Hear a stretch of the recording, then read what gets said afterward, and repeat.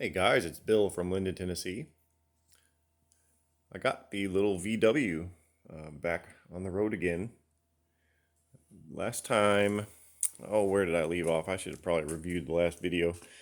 I'm going to start where I think we left off.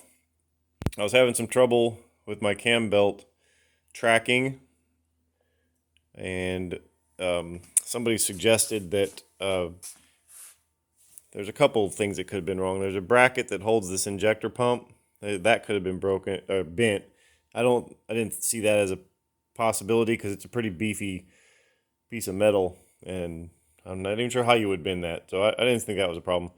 Then what I did was I sighted down the pulleys there, and I noticed that the intermediate pulley was way off. It was probably at least an eighth of an inch sticking out. Now, during the disassembly, when I rebuilt the cylinder head, I can't remember why anymore, but I tried to take that pulley off, and I couldn't get it off. So I just sort of quit and put the bolt back on and tightened it.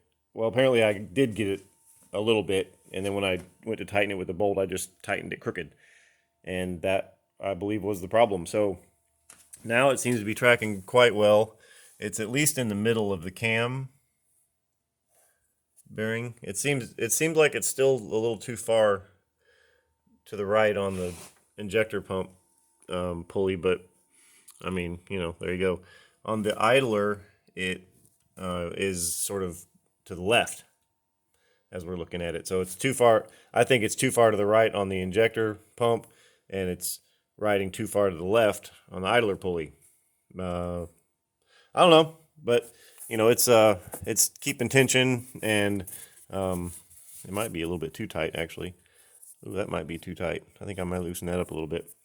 That could be part of the problem too, mightn't it? So I'm gonna do that. So I'm gonna go ahead and loosen that up a little bit, and I'm feeling pretty good about it. I'm gonna put the cam cover back on it, and that'll be that. Another issue that I had last time I drove it, it was leaking antifreeze out of the back of the engine. I crawled underneath there and saw that one of the core plugs or freeze plugs was leaking, and there's three of them back there. One of them is easy to get to, and the other two aren't. Fortunately, the other two look like they have been replaced in a previous chapter, but this one had not. And here's what it looks like. So the top hole is me trying to knock this thing out with a punch and just knocking a hole in it with a punch. The bottom hole is just rust. It just rusted all the way through. It's crazy. That's wild. I don't know how it held any coolant at all. Like, it doesn't make any sense, but it pressurized, so whatever. And the way I got that thing out is I got this impact chisel or impact hammer or whatever you call it. And I've had this thing probably for 30 years. I think it came as a 3-part set with a little impact gun that I bought. It came with a little air gun and this thing. And I've never used it. I've never used the air gun. I've never used this thing. So I've still got all the little tools, and I just had them in their original thing all sort of taped together. This used to be really sharp and pointy, so all I did was just knock the pointy off of it and dulled the end. And then that, if you see right there where that's all shiny at the top, yeah, that's where I just sort of went at it with this, and brrr. And fortunately there's enough room that you can get in there without having to remove anything. So that's good. Yeah, so brrr, just knock that out. And then the way I got this thing back in there is I just had these little pieces of aluminum laying around. These were originally bump stops for my Jeep. I put a Tesla motor in my Jeep if you're interested in that kind of thing. It's also on my webpage here. Check it out. But so these were little bump stops for my Jeep, but I ended up not using them. But it turns out that they're the exact size of a core plug.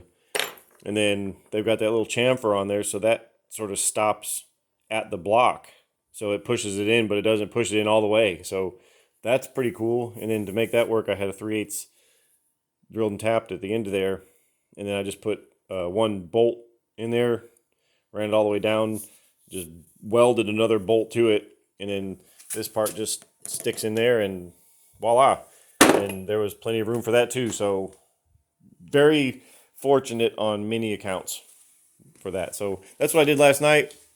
Lathered up the hole with some RTV, put some RTV on the plug itself, whacked it in. let it sit, and then today after work I came in and refilled the thing with coolant, and lo and behold, it holds just fine. And something else that was going on here, I had, for reasons, I'll just leave it at that.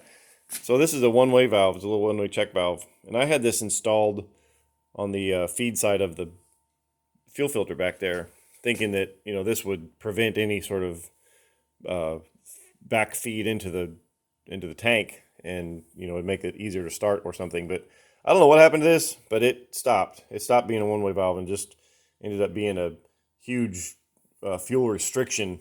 So I'd go along, driving along, and at high RPM, like it'd just get star for fuel, lots of white smoke, and it'd try and die, and eventually it would die, and I'd have to just sit there for a little while, and I don't know, but so I just replaced this thing with a solid piece of fuel line back there, and that was the end of that problem. I also had some problem with some leaks happening at these little rubber lines, the little return lines on the injectors. So I just got some little bitty clamps that you usually see on coolant lines, some little bitty clamps, and just put them little bitty clamps on every single one of those little bitty fuel return lines. And up here, yeah, there's one. You see one right there. Just put them on all of those spots so that they don't leak air when it's not running and fuel when it is. And you put all that stuff together, and this thing runs like a champ now. It idles nice and smooth. It doesn't smoke too bad. Yeah, it runs really, really good. I'm never going to call it fast. I live down in a valley. I live down in a river valley. So obviously to get out of this, I gotta drive up a pretty steep hill, and well, it didn't like that. It didn't like that at all. I ended up having to go down into second gear and pretty much had my foot down the whole way just to make it to the top of the hill. Yeah, and I've got quite a few hills to climb driving to and from work. So I don't know. I feel sorry for anybody who gets stuck behind me if I try and drive this to work. But anyway, I'm pretty pleased with how all this is coming together.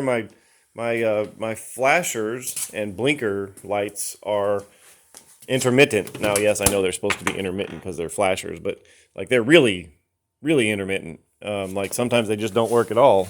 Like what'll happen is see, like right now, they don't work. Like I push the hazard, it should come on, but then, let's see if I can make them work. Yeah, so I turn the key on, and then they just start working sometimes. Or you'll turn the key on, and then just the blinker light will illuminate, but that's it. And then the flasher, the blinkers won't work, the hazard won't work. But then if you make the horn go boop, if you doot the horn, then they start working. So, and that seems to be pretty consistent. It seems to be that if I do that, then they work. So, there you go. That's pretty cool. My interior light doesn't work with the doors when you open the doors, so that's kind of annoying. I don't know if I really care too much about that. But otherwise, my fuel gauge doesn't work. I put a new fuel sender in it, and I think what the problem there is the voltage regulator on the instrument cluster is probably gone wonky. That's kind of a problem because this also doesn't have a trip meter. There's no trip meter, so I would have to be very diligent and write down the miles that are on it when I stop for fuel. And I don't know. I really need to have a fuel gauge. Yeah. So I'm gonna probably have to look into fixing that. If anybody out there knows a quick, easy way of A, testing that, and B, fixing it, please let me know. I hope I don't have to take the instrument panel out again.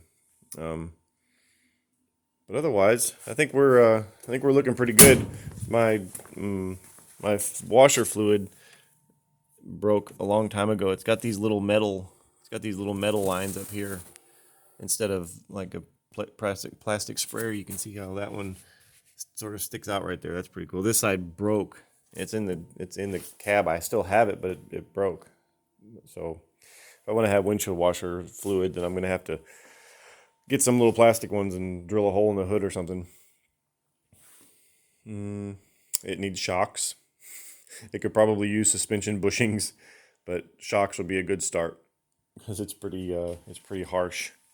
Pretty harsh ride. But yeah, it's a lovely little truck. It's very charming. It's just slow, and that's okay. I'm not in a particular hurry. So anyway, thanks for watching. We'll talk to you next time.